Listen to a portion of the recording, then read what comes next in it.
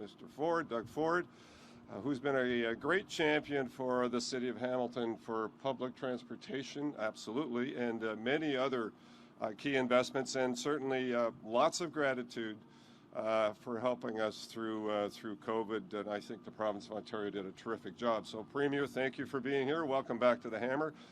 Introduce also Minister Mulroney, who as well was a great champion for public transportation here in Hamilton in partnership with many of you in the audience here today, and certainly we're looking forward to the announcement here this morning, and to Donna Skelly, our Member of Provincial Parliament for Ancaster, Flamborough, and all parts in between. Great to have you here, and welcome. And I want to, at this point, turn it over to the newest Member of Provincial Parliament, the Minister of Sports and Culture, Neil Lumsden, who will obviously say hello and introduce the next speaker coming forward. Let me just say, while I have the podium here, it's been an absolute pleasure to work with Premier Ford and Minister Mulroney and Donna Skelly and now Neil Lumsden. I think they have great aspirations for the City of Hamilton and the province of Ontario, and I really do appreciate the great working relationship we've had as we move forward. So as I make my exit coming up in November, I think we can all be very, very proud of the ongoing relationship, and I have no doubt that that will continue with whomever is next. So having said all of that, I'd like to introduce the Member of Provincial Parliament for Hamilton East Stony Creek, Minister Neil Lumsden. Minister.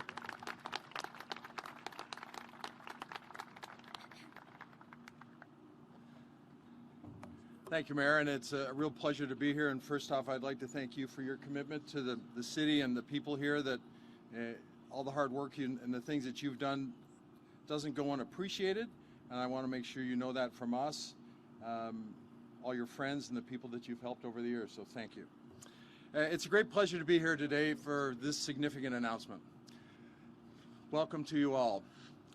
In my time as Hamilton East Stony Creek MVP, I had heard firsthand when I was going door to door how important and busy this site is going to be for family, workers, and visitors. It is a vital transportation hub. The ability to commute conveniently to and from Hamilton is fundamental to our economic success, and we're always working to get it done. It's a privilege to be here, to have a great friend of Hamilton here with us today, our Premier, the Honourable Doug Ford. But first, it's a pleasure to introduce my colleague and another great friend of Hamilton East Stony Creek and Hamilton, Ontario's Minister of Transportation, Caroline Mulroney. Caroline?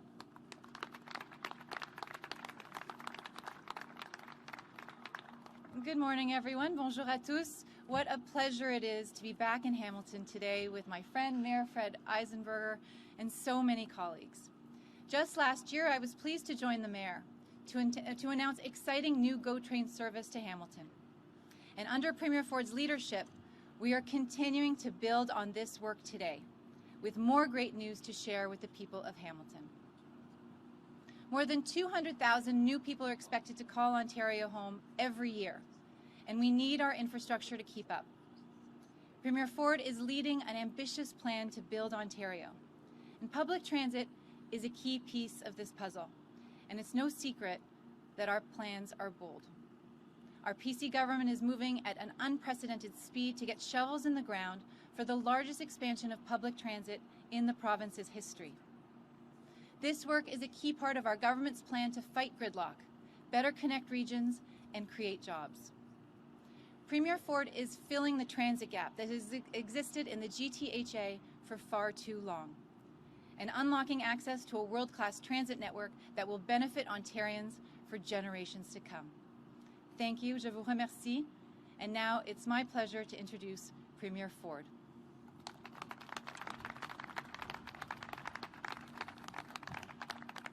Well, good morning, everyone, and thank you, Minister Mulroney, for the kind introduction and the incredible work that Caroline has done to build transit all over Ontario. Just an amazing minister. And let me say, it's an absolute pleasure to be back in Hamilton, as the Mayor said, the Great Hammer, alongside Minister Mulroney and Minister Lumsden and MPP Skelly. And I just want to give Donna a shout out. You know, she worked her back off for 4 years, taking care of everyone in Hamilton. And I have to introduce the #1 champion, Mayor Fred Eisenberger. Mayor, you've been an incredible partner. The first day we met 4 years ago, we just hit it off, worked hand in hand, shoulder to shoulder, to bring so many great opportunities to the people of Hamilton, and here is one today. I'm also pleased to be joined by our great friend from Leuna, Joe Mancinelli, and Victoria, and Anthony. Thank you for always coming, and talk about a champion for Hamilton. Joe always has the interest of the people here in Hamilton. This is his roots, and I'll tell you, Joe, we're just very grateful for all the hard work that you do day in and day out. My friends, Ontario is growing. Every month, thousands of newcomers are choosing our province as their new home, as they come in search of good jobs and new opportunities. Over the next 10 years, our population will increase by more than 2 million people. And Hamilton and the surrounding region will be big drivers of that growth. More and more people know that Hamilton and Stoney Creek are fantastic places to live, work, start a business, and raise a family. But to handle this growth, to ensure we're able to support economic development, to stay competitive, we need to build. We need to build roads, highways, and transit. That's why we're building the new Confederation GO station right here in Hamilton. When built, this station will connect Hamilton with the GO train network, offering two-way, all-day service along the Lakeshore West Line. That's an absolute game changer for the people of Hamilton. As we expand GO train service, we're delivering faster commute times and more transit options, so people spend less time on the QEW stuck in gridlock and more time at home with their families. Previous governments talked a lot about bringing GO train service to Hamilton and Niagara. They had decades to deliver, but never did. Our government is getting it done. We're getting shovels in the ground to build more transit here in Hamilton and right across Ontario. These are big numbers. We're investing $86.6 billion over the next 10 years to build roads, highways, transit, including Highway 413, the Bradford Bypass, and expanding GO train service to more regions of the province. My friends, we're building Ontario, and along with our great partners like Metrolinx, Leuna, and the City of Hamilton, we're building it together. Let's get it done. Thank you, and God bless the people of Ontario. We'll now take questions from the media. If reporters with questions could please form a line behind me at the microphone. It'll be one question and one follow-up per reporter. Morning, Mr. Premier. Hi. Liam Case with the Canadian Press. How are you? Good, thank you. The negotiations are happening right now with CUPE's education workers. Is the government willing to show any flexibility on its wage offer? Well, what we're focusing on is making sure that the students are in the classrooms, giving a reassurance to the parents, especially what everyone's gone through over the last 2 years. But we aren't going to budge on the fact that we want the kids in the classroom without disruption. I know Minister Lecce has been doing a great job. Our officials are at the table every single day to make sure they have a fair deal for the teachers and a fair deal for the people of Ontario. And we're confident we're going to get it done. And a follow-up to that, the workers recently had a 96.5% vote in favor of striking. If they do strike, would you legislate them back to work? Well, again, there's one thing that we've said right from the beginning. We don't want any disruptions in the school. We want to make sure the students have a good experience along with the certainty for the parents. So I'm asking to the unions, the teachers unions, please don't go on strike. Don't force my hand. Just please, continue negotiating, because I'm a strong believer in negotiating. But do not go on strike. Hey, good morning, Premier. Colin DeMello from Hey, Global Colin, News. how are you? Well, thank you. Good. What does "don't force my hand" mean when it comes to Ontario's educators? Well, all I want to do, Colin, where everyone is negotiating in good faith, and that's the way the process should work. We're at the table every day. We have a very good deal on the table, and we just want to work with them. And we don't want to go through like we did for the last 2 years and kids not being in class. We just want the kids in the class. We want to give the parents certainty. And I just want a fair negotiation for everyone. We have some of the greatest teachers anywhere in the world as far as I'm concerned. They're great people. They work their backs off. And I just appreciate everything they do day in and day out. Okay, so if we're talking about appreciation in terms of financial compensation, there is a really huge divide between QP workers currently at the bargaining table and what the government is offering. You've talked a lot about helping workers, being there for low-paid workers in Ontario as well. Do you feel like it's time to maybe push up the offer that the government has placed on the table so that QP workers don't have to go on strike to get what they want? Yeah, and thanks for that question, Colin. I think we're being very fair. I'm not going to get into the weeds on negotiations, but we've put 8% over 4 years on the table. I think that's fair. The teachers' unions, they want 50%. Everyone knows that's not realistic, but we're going to negotiate fairly, treat everyone fairly, and get the kids, an opportunity to stay in school without interruptions, with extracurriculars.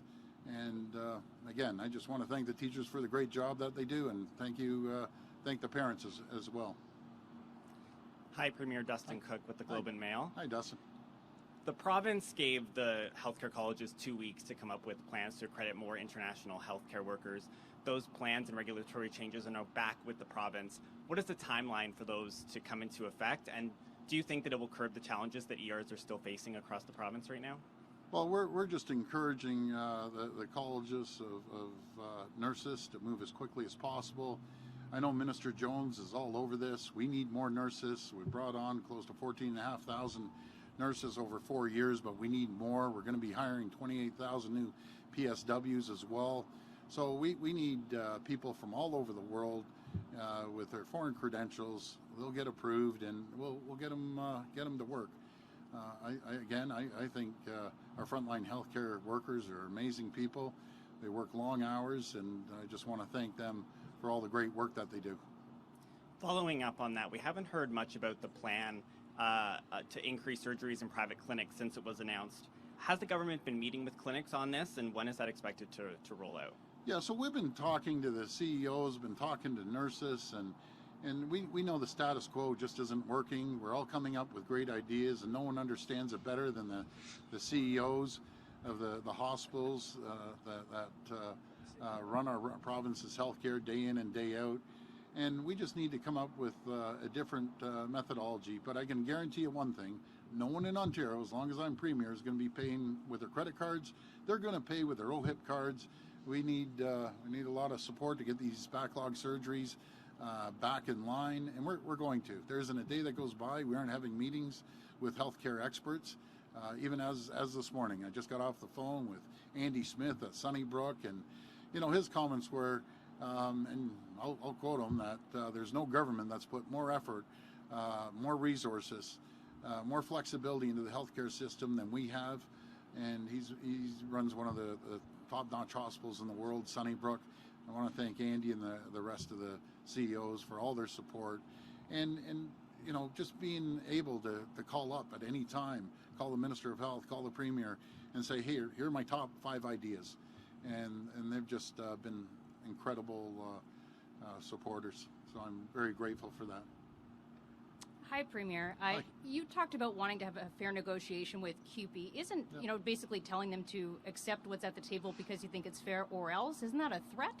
Oh, no, I didn't say accept what we put on the table or else. What I said is, please, and I'm begging you, don't go on strike. It's as simple as that. We're going to continue to negotiate, and it goes back and forth with any negotiations. We've been through it before, and we're going to come up with a final number that they're hopefully happy, we're happy, and as long as they stay in school and there's no disruptions, that's all we're asking. And I have a question for Minister Mulroney, Yes. actually. Hi, Minister.